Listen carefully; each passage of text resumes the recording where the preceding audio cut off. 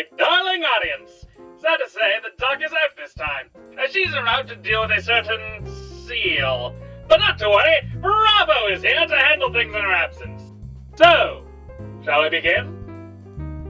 For our first question, we turn to Black 97, who asks, why did the doc only replace those specific body parts, and if anything else in her has been replaced? Well, I reached out to inquire with the doc beforehand over call for the sake of her privacy, but she gave me the A-OK. As for why those select body parts, mainly because of their usefulness.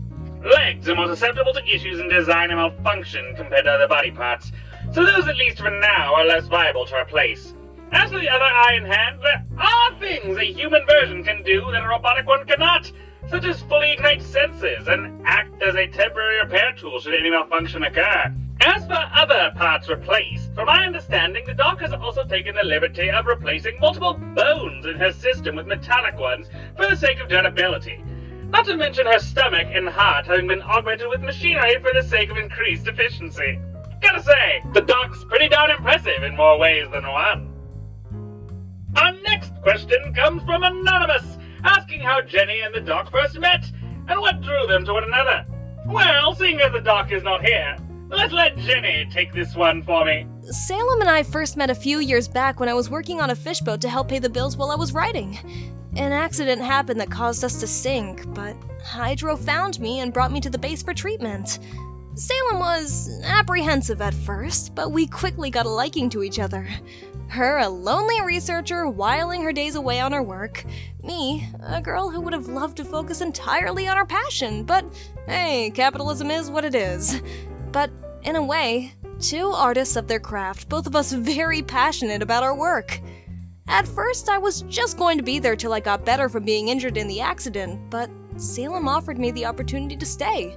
Just live with her and keep writing while she provides basic necessities with what she set up here. And given how things are, how could I refuse? And yeah, the two of us have been together ever since. I'll admit, the things she does to achieve her goals makes me uncomfortable. But her passion for her dream really excites me. And the affection she shows me is what keeps me here.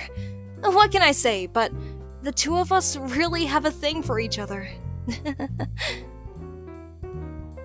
Oh hey, Bravo! What you reading? Oh, this? Well, let's just say my time studying that little ghost virus around here inspired me.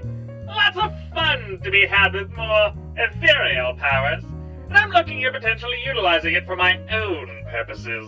Such as... Oh, showmanship, combat potential, lots of things I can do with it. Huh. Interesting. The only setback is that when I can pull it off, my abilities with it will be pretty weak at this stage. Mainly due to my whole soul issue. Soul issue? Don't got one. Oh! Yep! Don't get me wrong. What you see before you is a bot with lots of soul in the metaphorical sense. But in terms of the actual thing, what I got is more the equivalent of soul substitute. I can't believe it's not a soul, if you will. And in order to do this stuff and really make it kick, you gotta have a real one to channel power from. So, what will you do now? Well, can I borrow yours for a bit? No. Next up on the docket is Keyblade Mistress, who inquires about the Doc's relationship to other mad scientists. Well, not much. Doc's a bit of an isolationist. Given the uniqueness of her field, not to mention location, collaboration with other Docs are a rarity at best. But she'll still meet up with the other mad scientists of the world for the annual Mad Scientist Convention. Tradition being what it is and all. I'm unsure how the others feel about her, but as for the Doc herself, she seems to get by with them just fine. For our next question, Anonymous asks, has the Doc experimented with mutagen? Sadly not. Mutagen and its effects mainly work in the biological field, and while the Doc does have a minor degree in biology, that's not her main field of expertise. If you couldn't tell based on her creation, such as the magnanimous wonder that is yours truly, Doc's field of expertise is robotics. That's where she excels best!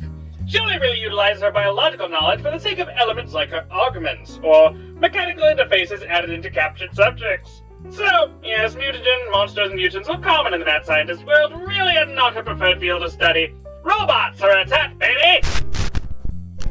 Yo, you called me, big guy? Hey, Bravo. I know Jenny's in charge of the Darkest God, but I want to get your opinions on something. Okay. Ta-da!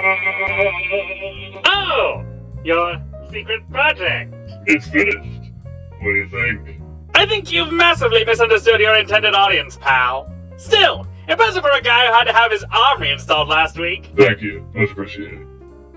And the final question from today comes from Anonymous, who asks, with the Guardian's recent power upgrade, how exactly do they function? Well, from the look of things, pretty simply. The Guardian abilities allow the users to manifest real working versions of aspects of the attractions from their respective lands. Originally, they only had access to the California Disneyland lands. Nintendo with Tomorrowland, Puppeteer with Galaxy's Edge, Stony with Frontierland, etc. But, by expanding the powers that they now have so done, it seems they can now utilize aspects of similarly themed lands from all the Disney parks worldwide. Nintendo, for instance, can now summon aspects of all Tomorrowlands, Future World from Epcot, all versions of Adventures Campus, Discovery Bay from Disney Sea, and Discovery Land from Disneyland Paris. Nami now has access to all Adventurelands, Lost River Delta, the Caribbean Coast, Adventure Isle, and Treasure Cove. The powers expand and gain power from all respective Disneylands depending on what's most fitting for the motifs and setups of the respective pins, making them quite the useful power indeed. It's no wonder that Doc wants one of them. Well, that's our show. Sad to say, Doc will probably be back next time, so I won't be subbing in for her. But in the meantime, if you have any questions you want answered, just fill out the form link below, and we'll get to it when we can. See you next time, everyone!